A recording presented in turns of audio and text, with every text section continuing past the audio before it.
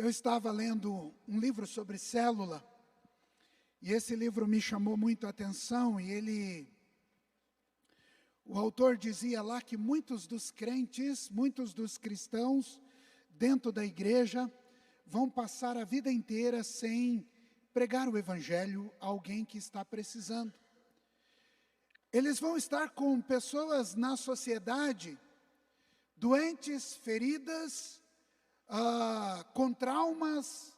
Eles vão estar no trabalho com pessoas que estão em ruína, sendo dominado pelos vícios, talvez com o casamento em destruição, talvez com relacionamentos quebrados.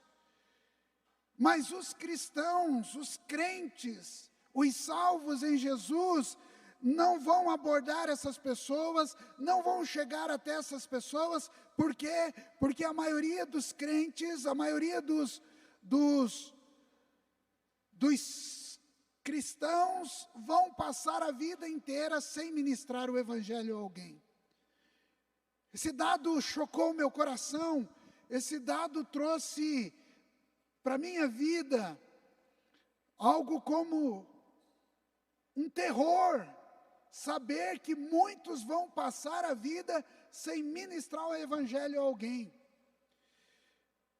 Mas calma que pode piorar. Muitos vão passar a vida sem pregar o evangelho e sem experimentar o prazer e a alegria de ver uma conversão genuína, de acompanhar alguém, de discipular alguém, de caminhar com alguém que está precisando, necessitado. Isso é terrível para nós. Eu estou dando um panorama cruel para você, talvez essa seja a sua realidade, e você diz: pastor, tem muitas coisas que me impedem de ministrar o evangelho a alguém. Por exemplo, eu não sei como falar, eu não sei o que falar, eu tenho medo dos questionamentos teológicos que podem surgir durante o momento que eu estiver falando de alguém. Mas a Bíblia não chama você para discutir teologia. Ela chama você para anunciar o evangelho. Ide por todo mundo e pregai o evangelho a toda criatura. Ela chama você para testemunhar. Para que eu e você sejamos testemunhas de Jesus onde nós estivermos. E aí eu imagino também, se alguém chegasse agora para você e pedisse para você colocar num papel a sua história com Jesus, como é que você faria? Você resumiria talvez em 3 pontos, dizendo: olha, eu aceitei Jesus, fui batizado e estou na igreja.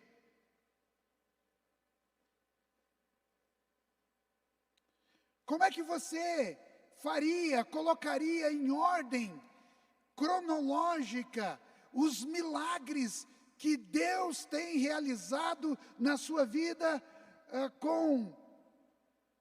ou que Jesus tem realizado na sua vida? Como é que você faria isso? Você conseguiria colocar em ordem os milagres que Deus realizou na sua vida essa semana? Talvez você diga: pastor, eu não tive nenhum testemunho fantástico para poder colocar no papel essa semana. Mas e o da semana passada? E do mês passado? E do ano passado?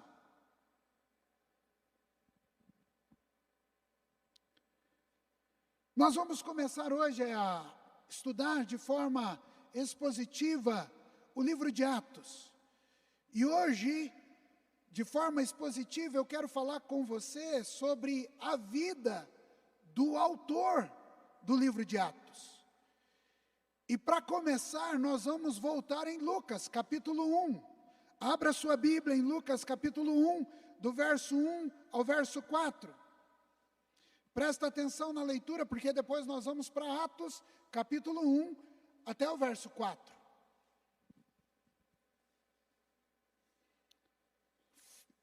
As folhas estão fazendo o seu barulho natural. Isso é muito gostoso. Abra aí. Amém? Todos acharam?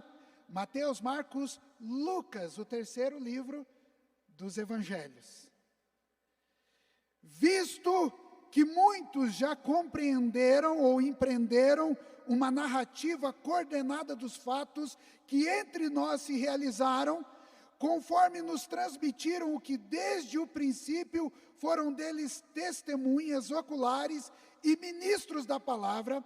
Verso 3, igualmente a mim me pareceu bem, depois de cuidadosa investigação de tudo, desde a sua origem, dar-lhe por escrito, ó excelentíssimo Teófilo. Repita comigo, ó excelentíssimo Teófilo. Nome bonito. Teófilo é um nome lindo. Até hoje eu conheci apenas um homem com esse nome. Foi meu amigo de trabalho lá na Cancela, ou na Cancela, né, do leite, né, na cooperativa Cancela. Eu trabalhei durante um ano lá, e eu tinha um amigo chamado Teófilo, e nós o chamávamos de Teo. Teófilo é um nome lindo para você dar para o seu filho. Sério, Teófilo significa amigo de Deus. Teo, Deus, filho, né? Filo, amigo. É um nome lindo. Um nome lindíssimo. É também Teófilo? Muito bem, não sabia disso. Pois é. Uma exposição em ordem para que tenha plena certeza das verdades que foi instruído. Olha que interessante aqui o final do capítulo, do verso 4. Uma exposição em ordem para que você tenha plena certeza das verdades que foi instruído. Agora abra lá em Atos capítulo 1, do verso 1 ao verso 4. Atos, capítulo 1, do verso 1 ao verso 4. Aí você tem Mateus, Marcos, Lucas, João, Atos. Amém? Eu escrevi o primeiro livro, ó Teófilo. Repita comigo, ó Teófilo. Você sentiu falta de alguma coisa aqui? Excelentíssimo. Então, quero falar um pouquinho antes de continuar o texto sobre Teófilo. Eu fiz uma curada pesquisa para a Rebeca. A Rebeca chegou para mim e disse, pastor, nós vamos ter a peça de Natal e nós queremos saber quem é esse bendito Teófilo, porque a Bíblia só fala dele em Lucas e Atos. E aí eu fui pesquisar Teófilo para passar para a Rebeca, para que a peça teatral não tenha nenhum erro teológico. Pouco se sabe desse homem. Provavelmente um centurião romano, que Lucas se encontrou, porque Lucas era médico, e como médico, ele pode ter atendido alguém que era um centurião. E na primeira tratativa, Lucas tem que tratá-lo como excelentíssimo, senhor, digníssimo, general. Isso mostra que Lucas, quando escreve o Evangelho de Lucas, não tem uma afinidade com Teófilo. Mas quando ele escreve Atos, para o mesmo cidadão, para a mesma pessoa, ele exclui essa forma de tratar o outro e ele coloca o Teófilo. Eu costumo dizer nos discipulados que atrás de uma xícara de café todas as coisas se resolvem, e provavelmente quando Lucas estava tomando um café com o excelentíssimo Teófilo, Teófilo disse assim: doutor, o senhor é médico, eu sou centurião, mas a partir de hoje nós somos amigos. Porque eu gostei muito daquilo que você escreveu acerca daquele Jesus, que talvez agora Teófilo creia, e a partir de agora nós somos amigos. Esses dias eu estava vendo a entrevista de dois pastores de renome, um entrevistando o outro. E aí, eles têm a mesma faixa etária, aproximadamente 45 a 51 anos. Então, a idade, a diferença não era muita. Mas aqueles pastores tratavam um ao outro de, pastor, o Senhor. E aquilo estava chato aos meus ouvidos, irmãos. Porque eu tenho quase a mesma idade dos caras. Eu falava, mas que coisa. Aí até que um deles falou, cara, a gente tem a mesma idade, vamos se tratar de você? Eu trato você de você, você trata a mim de você, e pronto, está resolvido o problema. E aí eles começaram a falar de uma forma menos mecânica. Então eles começaram, então você e você. Vamos dar continuidade. Amém? Todos entenderam aqui? Que caiu ali uma forma de tratamento. Então volto lá, relatando todas as coisas que Jesus começou a fazer e a ensinar, até o dia em que foi levado às alturas, depois de haver dado mandamentos por meio do Espírito Santo aos apóstolos que tinha escolhido. Depois de ter padecido,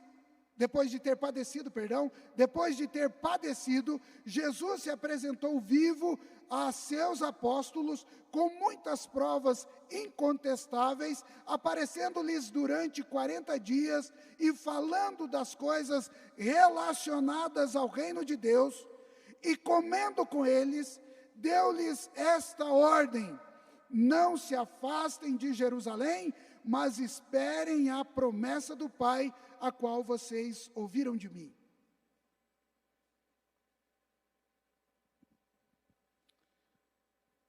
Nós vamos estudar o livro de Atos, e meu conselho a você é que você continue lendo. Leia o livro de Atos 1, 2, 3, 4, 5 vezes. E aqui, durante as mensagens, nós vamos tratar daquilo que o livro de Atos nos apresenta. Hoje, eu vou falar especificamente de Lucas, como o personagem central dessa palavra de hoje. Mas eu quero dizer algumas coisas a você. Primeiramente que,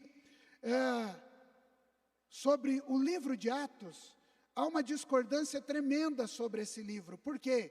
Porque talvez o título dele não pudesse ser o livro do Ato dos Apóstolos, como está aí no título da sua Bíblia. Por quê? Porque, na verdade, apenas aparecem aqui, deixa eu só voltar um pouquinho. No domingo pela manhã, às 9h30, nós estamos quase terminando. Vamos começar agora, né, Clodoaldo Gisla, as viagens missionárias de Paulo. Tem sido um tempo de debate assim fantástico. Hoje nós falamos alguma coisa muito poderosa lá. Você podia estar junto com a gente, estudando a Bíblia, né, sistematicamente.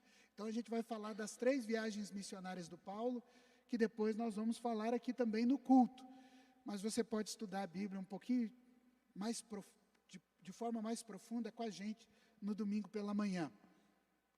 E agora voltando, por que esse título parece que está errado?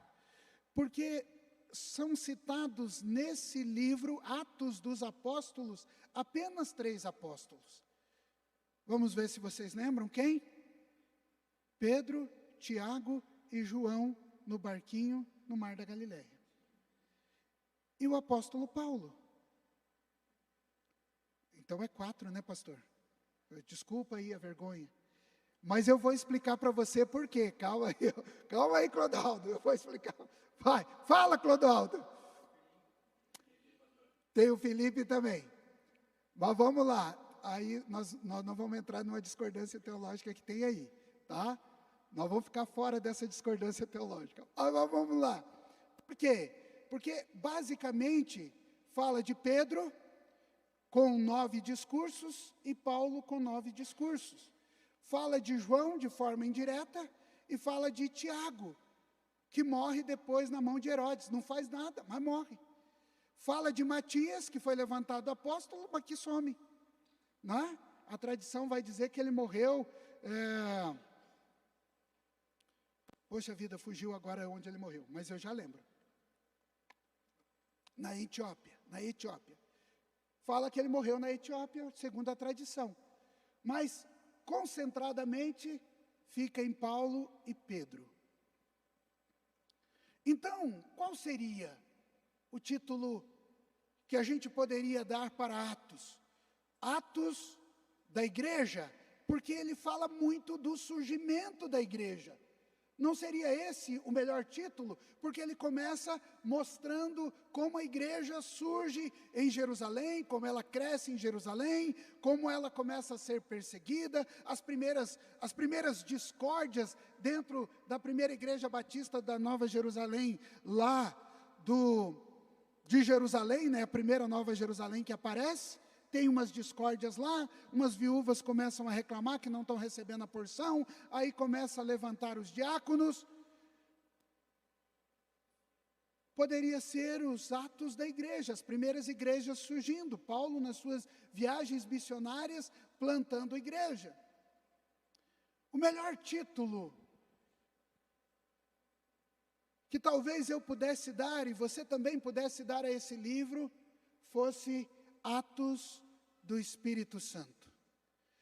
Porque quem comanda tudo isso, quem vai aparecer várias vezes em diversas histórias, é o Espírito Santo. É o Espírito Santo que conduz a igreja, que conduziu a igreja e que conduz a igreja hoje. Amém? É o Espírito Santo. Mas vamos voltar aqui, então, a olhar para essa figura, Lucas. Lucas é um personagem aqui singular no Novo Testamento. Por quê? Porque ele escreve 2 livros. Ele escreve Lucas e ele escreve Atos. E ele escreve para um gentio, para alguém que não era ainda convertido, que passou a seguir Cristo. Provavelmente alguém que Lucas ministrou o Evangelho e provavelmente Lucas evangelizou e discipulou.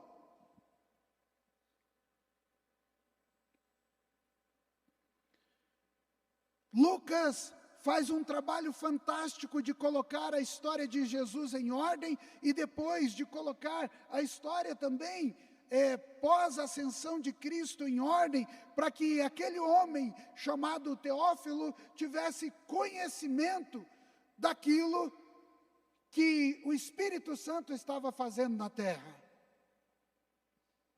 Mas existem aqui algumas características que eu quero pensar com você, e provavelmente essas marcas, essas características também deveriam ser nossas. A primeira é que ele se torna um companheiro fiel, um amigo fiel, um cristão interessante, alguém que se preocupa em colocar em ordem os feitos de Deus, os feitos de Jesus. A Bíblia vai dizer, no texto que nós lemos, que ele faz uma pesquisa intensa, ele começa a pesquisar para colocar em ordem o seu trabalho. Então, quando nós olhamos para os versículos iniciais dessa obra, escrita em 2 volumes, nós percebemos que existe uma marca, uma característica na vida de Lucas. E ela merece uma atenção especial do nosso olhar. É por isso que nessa noite nós vamos falar desse personagem. E eu quero que você pense, não sobre Lucas, mas a forma que ele colocou em ordem todas as coisas. Somente um cristão comprometido com o Evangelho e com seus irmãos tem uma vida singular e um trabalho que dura para a eternidade. Nesses dois livros, nós encontramos então 3 características de um cristão comprometido com o Evangelho e com os seus irmãos. A primeira característica do cristão que se compromete com o Evangelho e com os seus irmãos é que ele tem uma vida marcada pelo amor. A gente pode ver claramente que Lucas inicia o seu tratado chamando Teófilo de excelentíssimo. Mas na segunda parte, em Atos 1, ele chama Teófilo já sem essa marca. Isso demonstra que ele construiu uma amizade. Mas talvez a gente possa olhar um pouquinho mais profundamente e ver que esse amor também estava, essa amizade, esse amor, essa preocupação com o irmão, estava no relacionamento dele com Paulo. Porque em 2 Timóteo 4, parte 11a, vai dizer, somente Lucas está comigo. Quando Paulo está enfrentando lutas, dificuldades, ele diz claramente, somente Lucas está comigo. Uma característica de Lucas é que ele se compromete com o Evangelho e ele se compromete com seus irmãos. Ele dá uma atenção especial para esse Teófilo, que talvez não estivesse tão perto, mas ele, com o amor ao Evangelho, com o amor ao seu irmão, ele coloca todas as coisas no papel, para que a mensagem possa chegar ao coração daquele que está necessitado.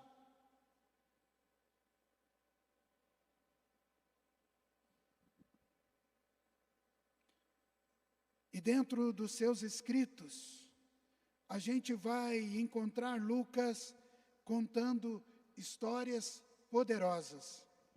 História como a de uma certa mulher chamada Lídia, da cidade de Tiatira, vendedora de púrpura, temente a Deus, que ficava escutando a mensagem. O Senhor abriu o coração dessa mulher para atender às coisas que Paulo dizia. E depois de ser batizada, ela coloca a sua casa à disposição do Senhor. E a Bíblia vai dizer no verso 15 de Atos 16, depois de ser batizada, ela e toda a sua casa, nos rogou dizendo, se julgais que eu sou fiel ao Senhor, entrai na minha casa e ficai. E nos constrangeu a isso.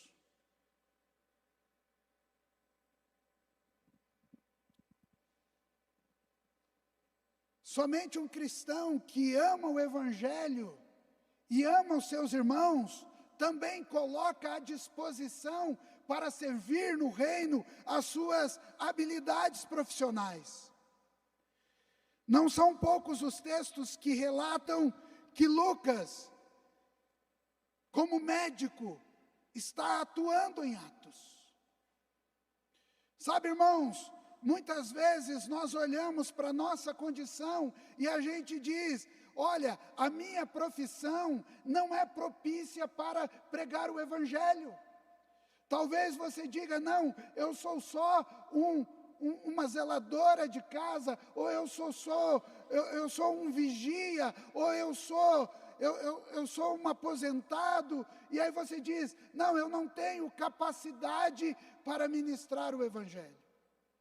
O que Lucas está nos mostrando é que, independente da profissão que você exerça, você tem um papel fundamental na pregação do Evangelho.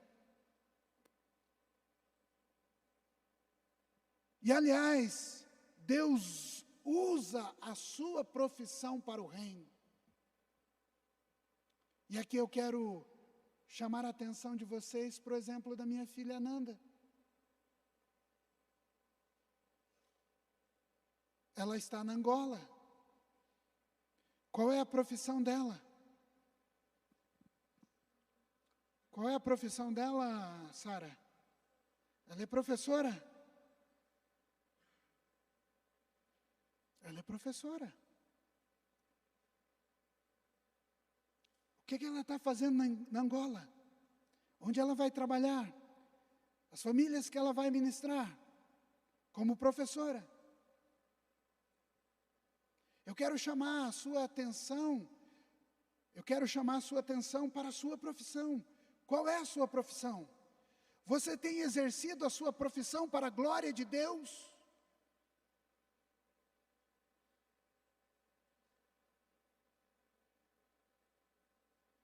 Eu imagino Lucas fazendo algum exame em Teófilo, um centurião romano, e aí ele começa a apertar o estômago, apertar talvez ali o braço, e ele começa a dizer: olha, eu conheci um Jesus que cura tudo isso.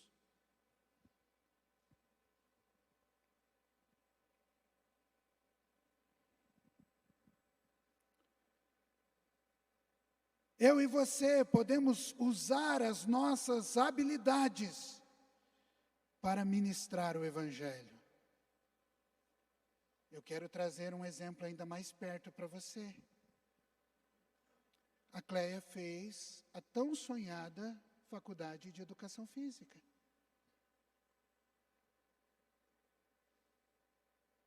Ela podia estar lá no Parque Barigui às 4 da manhã, treinando muita gente rica.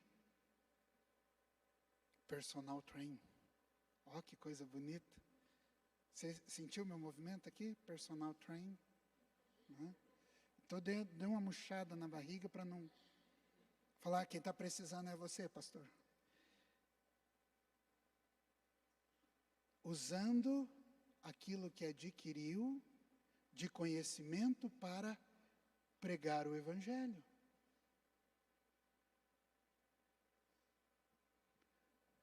O que Lucas está nos ensinando nesse primeiro momento, a característica do cristão que se compromete com o Evangelho e com seus irmãos, ele tem uma vida marcada pelo amor, e ele usa para isso a sua própria profissão. No livro de Atos nós vamos ver também Lucas interessado pela vida das mulheres, pela vida dos marginalizados, como o publicano, como os pobres, tanto em Lucas como em Atos. Ele vai mencionar Maria, mãe de Jesus, Maria, mãe de Marcos, Dorca, Lídia, Zaqueu, o publicano, arrependido. Ele tem um olhar diferente para os samaritanos. Ele tem um olhar para o eunuco da Etiópia.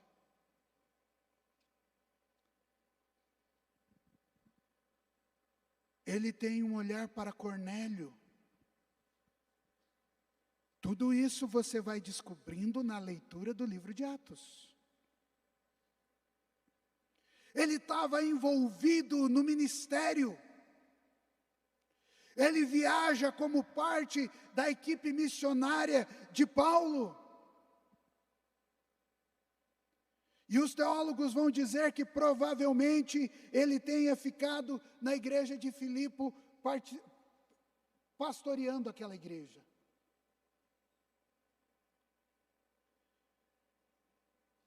Presta atenção, Nova Jerusalém, igreja amada do Senhor.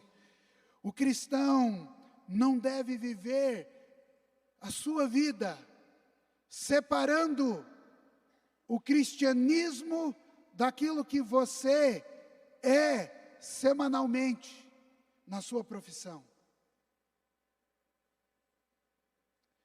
Você não pode viver essa dualidade No domingo eu sou crente, mas durante a semana eu sou apenas um mero profissional qualquer.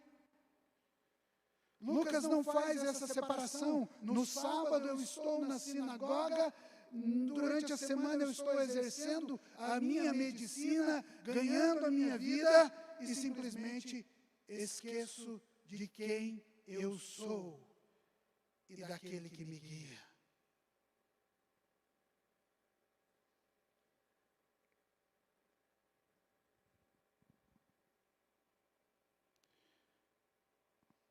Então, voltando para a vida de Lucas, ele vai valorizar as amizades, o companheirismo. Ele estava preocupado com Teófilo, ao mesmo tempo que acompanhava Paulo nas suas viagens missionárias. Muitas pessoas chegam à nossa igreja, mas elas podem se afastar, porque ninguém se aproxima delas.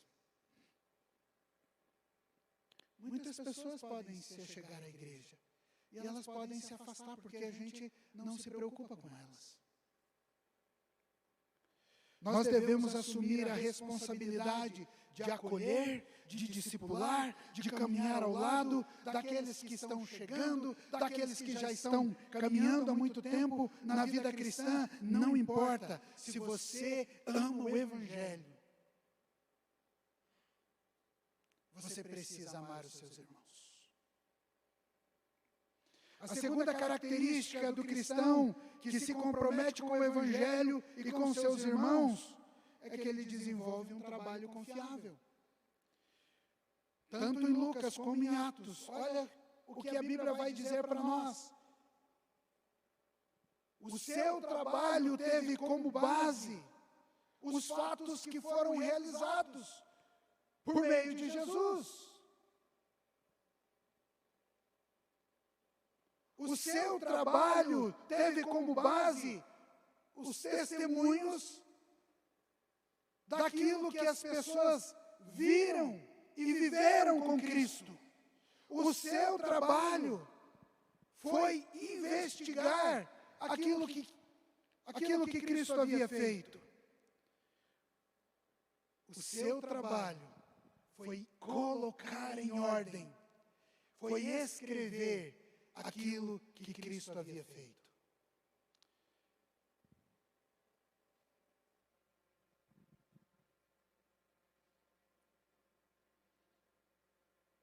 É por isso que eu comecei perguntando a você, o que você faria se você precisasse colocar em ordem agora, para alguém, aquilo que Jesus tem feito, aquilo que Cristo é na sua vida, como é que você faria isso? O cristão precisa ter uma fala, o cristão precisa ter um testemunho, o cristão que ama o Evangelho e ama os seus irmãos, precisam conhecer profundamente Jesus. Diga amém. Diga, eu quero te conhecer, Jesus. A gente precisa conhecer Jesus. Por uma simples razão, para cumprir aquilo que Ele nos pede para fazer.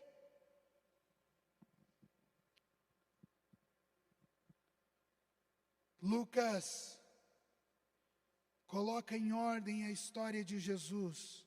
Segundo os teólogos, é o evangelho mais completo. É o evangelho que coloca cronologicamente aquilo que Jesus fez. Ele coloca em ordem os acontecimentos, não só da vida de Jesus, mas dos discípulos e a história da igreja. E aí eu pergunto a você, meu irmão, minha irmã, Olhando para Lucas, a gente entende que ele deixou um legado. E a pergunta que eu faço a você: será que nós estamos transmitindo o Evangelho como deve ser transmitido? Primeiramente aos nossos filhos, aos da nossa casa, aos do nosso bairro, aos da nossa cidade.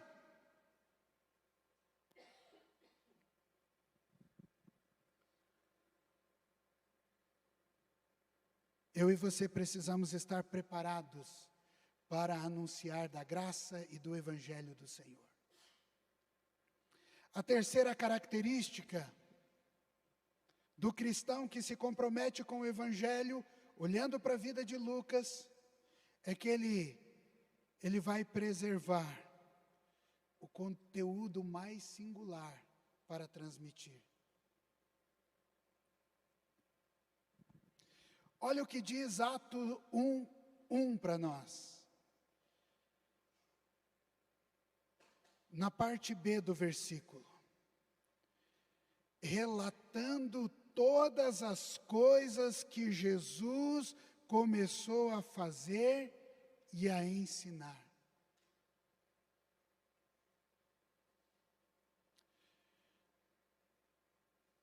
Aquele que se compromete com o Evangelho, ele está comprometido com o ensino de Jesus. Ele não pode falar de uma coisa e viver outra.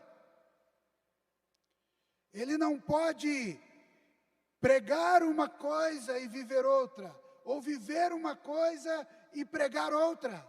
Ele tem que estar comprometido com aquilo que Jesus está fazendo e ensinando, porque Jesus é o mesmo ontem, hoje e eternamente. Ele continua ministrando a sua igreja, ele continua falando, os milagres não param, não cessam, porque o Cristo ainda vive, e você precisa falar e ensinar daquilo que Cristo tem ministrado na sua vida.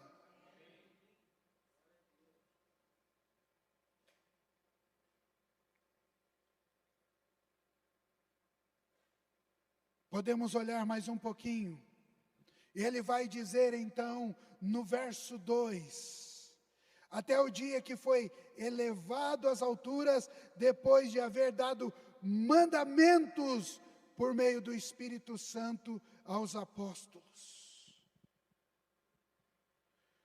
Dentro desse conteúdo singular da história de Cristo, Lucas fala de um momento em que Jesus foi elevado às alturas, mas depois de ter padecido na cruz. O Evangelho que eu e você precisamos ministrar não é nada mais do que Cristo morreu e ressuscitou dentre os mortos. Ele é vida. Ele tem nas mãos a chave da morte. Ele tem em suas mãos a chave da vitória. É isso que eu e você precisamos ministrar. Se com a nossa boca nós cremos, ou melhor, se com o coração nós cremos e com a boca confessamos, nós somos salvos. É isso que nós precisamos levar as pessoas a entender. De que crer que Jesus ressuscitou dentre os mortos.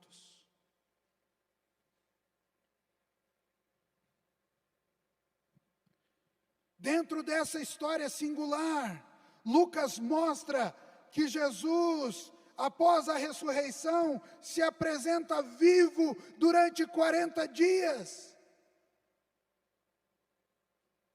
Versículo 3 e versículo 4. Depois de ter padecido, Jesus se apresentou vivo aos seus apóstolos com muitas provas incontestáveis, aparecendo-lhes durante 40 dias. Muitos podem duvidar da ressurreição, mas há uma prova incontestável. Ele foi visto pelos seus discípulos, ele foi visto pelos apóstolos, ele foi visto pelos irmãos que estavam com ele. Ele se apresentou vivo e permanece vivo.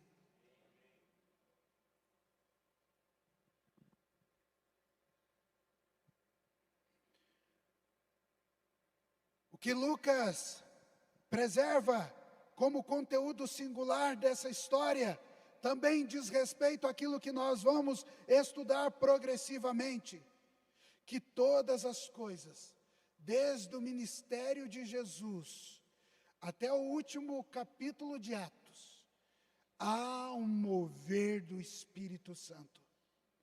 Olha o verso 2. Até o dia que foi levado às alturas, depois de haver dado mandamentos por meio do Espírito Santo aos apóstolos.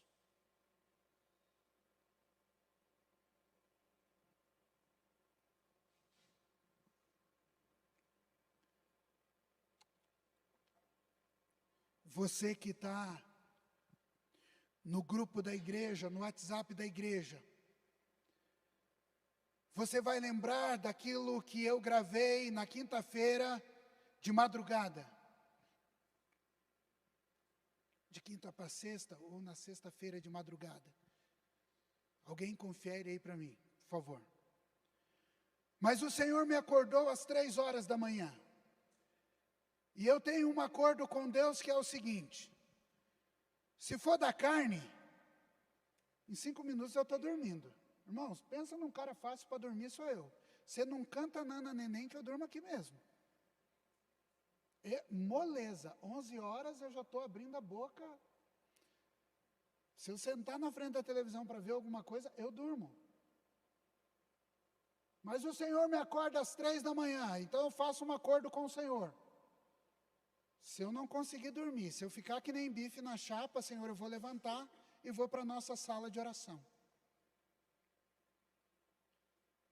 3:08 pulei da cama, não conseguia dormir, fui para a sala de oração. Coloquei lá, F-Hope, em inglês, porque lá o louvor é 24/7, né?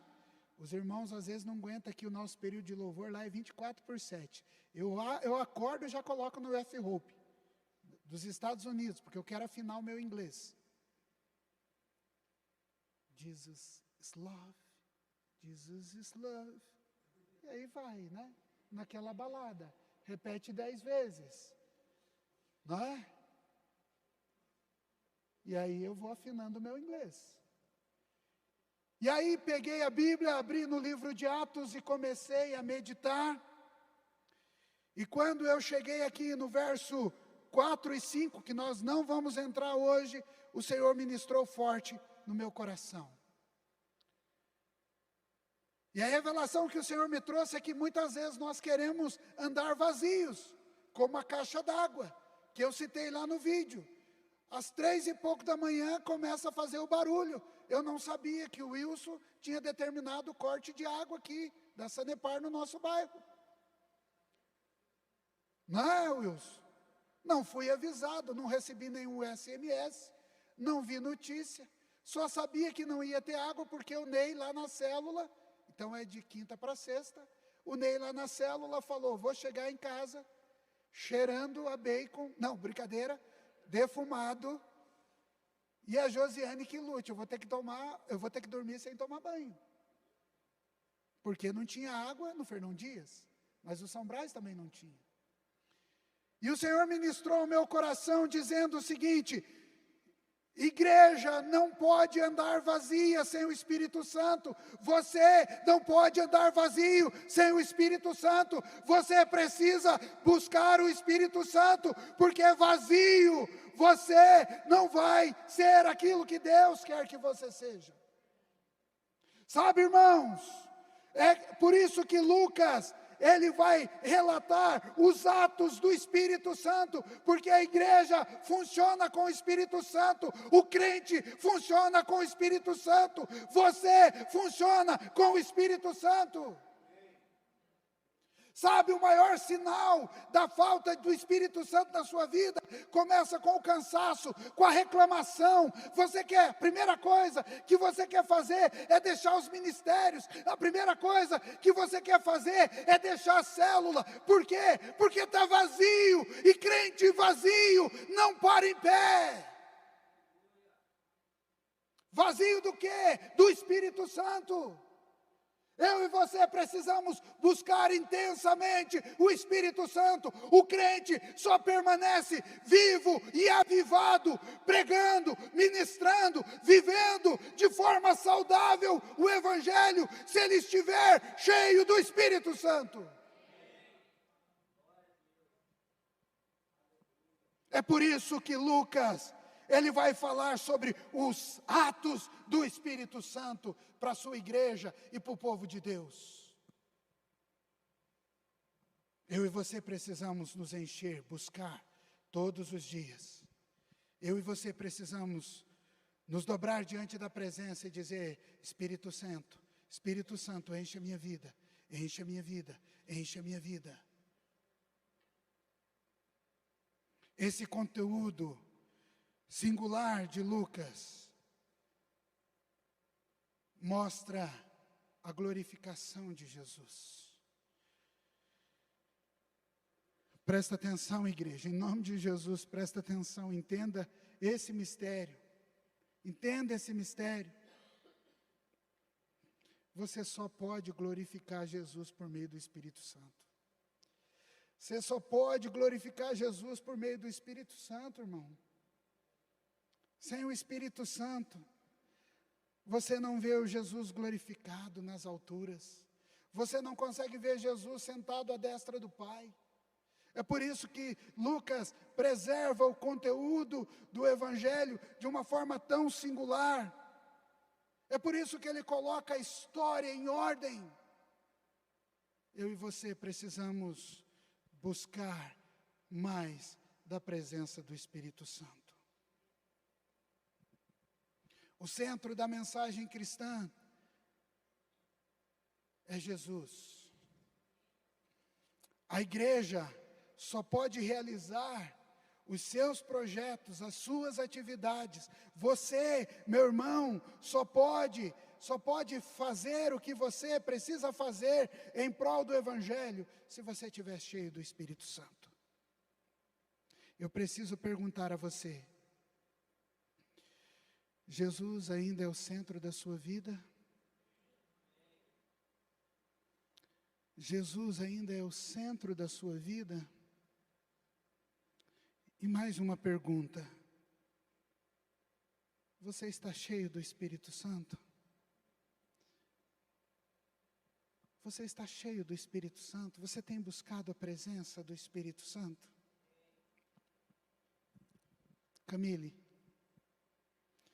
eu quero que você se coloque em pé, por gentileza.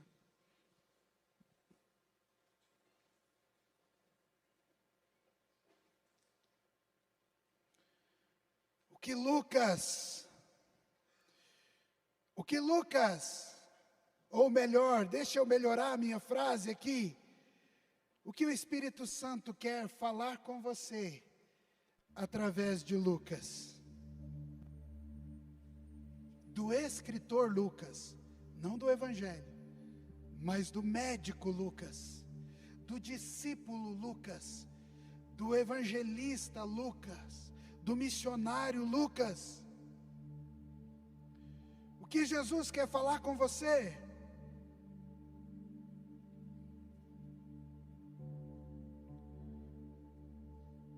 A primeira coisa que Eu creio que o Espírito Santo quer ministrar ao seu coração nessa noite, é que você, tal como Lucas, precisa se comprometer com o Evangelho de Cristo.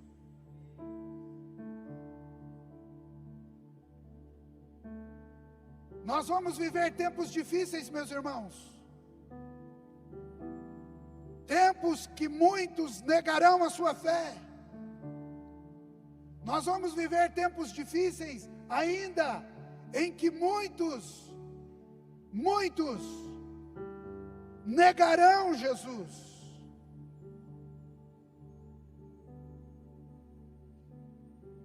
Nós vamos viver tempos difíceis,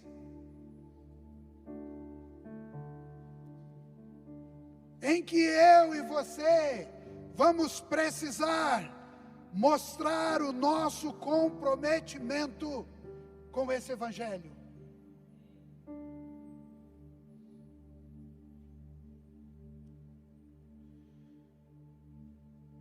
A segunda lição que Lucas nos dá, por meio do Espírito Santo, é que a minha vida e a sua vida, de comprometidos com o Evangelho, nos leva também a ser comprometidos uns com os outros, e viver uma vida de amor.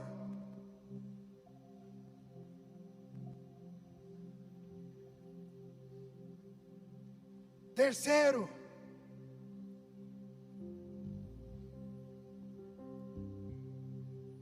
você realmente tem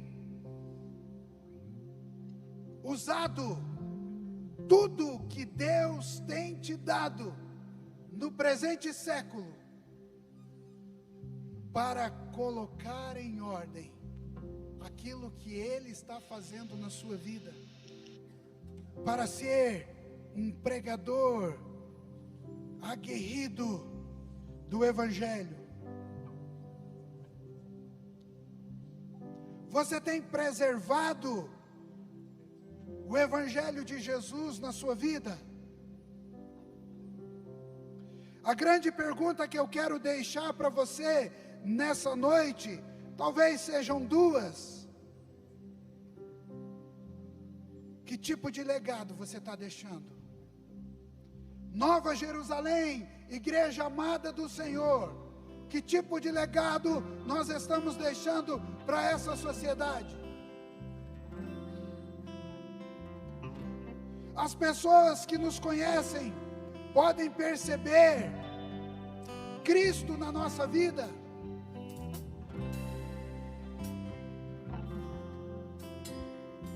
Será que, como o médico Lucas, onde você tem chegado, as pessoas estão conhecendo do Evangelho, as barreiras estão caindo? Você consegue ministrar a verdade no seu ambiente de trabalho, mesmo dentro de uma geração corrupta? Você consegue perdoar, mesmo quando o mundo diz que você não precisa? Você tem vivido um Evangelho inabalável? Eu quero orar com você e eu quero orar por você.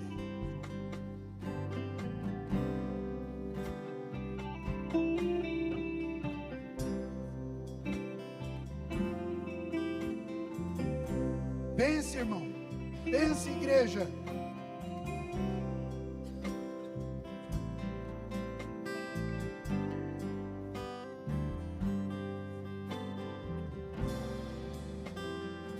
Talvez você esteja aqui nessa noite e você está afastado dos caminhos do Senhor, e nessa noite você quer reconciliar com o Senhor. Queria que você levantasse a sua mão e a gente quer orar com você. Talvez você esteja aqui nessa noite vivendo sempre como um crente descomprometido. Eu quero orar por você. Talvez essa noite seja uma noite de você se voltar os seus olhos para o Senhor e dizer: Senhor, eis-me aqui, eis-me aqui. Eu não vou chamar você à frente, curva a sua cabeça. Eu quero que os pastores, ministério de intercessão, comece a orar nesse momento. Nós vamos viver uma longa jornada. Prepara o seu coração. Você nessa noite quer fazer um compromisso com Jesus, com o Espírito Santo, de ser um proclamador do seu Evangelho?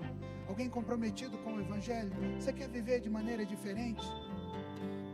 Você pode erguer sua mão. Eu só quero orar por você. Diga assim: eu quero, amém, eu quero, amém, amém, amém. Mais alguém? Glória a Deus.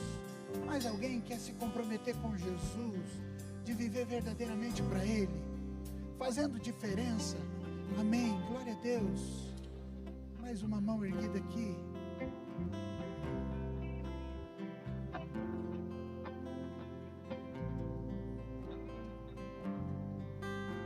Deus amado, em nome de Jesus, nessa noite, Pai, nós começamos essa jornada e nós somos inspirados por aquilo que Lucas coloca tanto no Evangelho quanto em Atos, e nós queremos declarar em nome de Jesus que nós queremos viver, Deus, nós queremos viver para a proclamação do Teu Evangelho, para amarmos uns aos outros, para vivermos de maneira diferente, Senhor. Queremos ser luz nessa sociedade, queremos ser sal, queremos ser uma igreja relevante, queremos ser uma igreja que avança, que avança com o Teu reino, com a pregação do Teu Evangelho. Oh Senhor, nós clamamos agora, Pai, Espírito Santo, toque os corações, toque os corações. Nós precisamos, Espírito Santo, da Tua presença. Nós precisamos, Espírito Santo, do Seu mover no nosso meio. Nós precisamos, Espírito Santo, do Senhor nas nossas vidas. Enche-nos, enche-nos, enche-nos.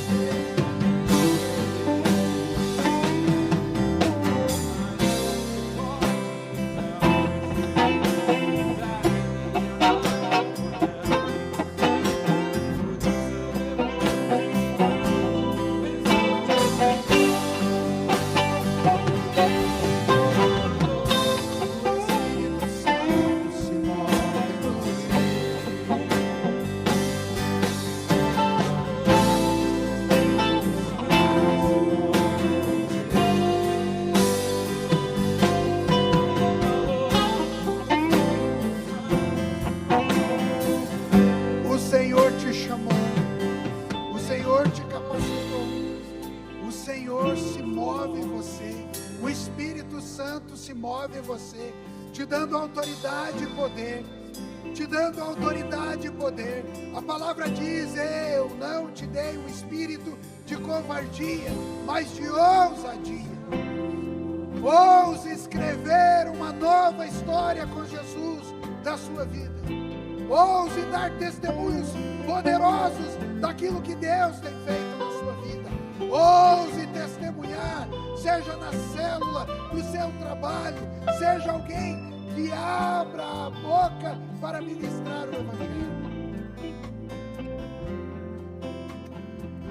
Oh Deus, ministra aos nossos corações, nos dê ousadia, Senhor, nos dê ousadia, mexe conosco, nos aviva, Senhor, como igreja, nos avive como igreja, Senhor. Mova o nosso coração, mova o meu coração, Senhor, em direção a Ti. Mova o coração dessa igreja em direção ao Senhor. Em nome de Jesus. Amém.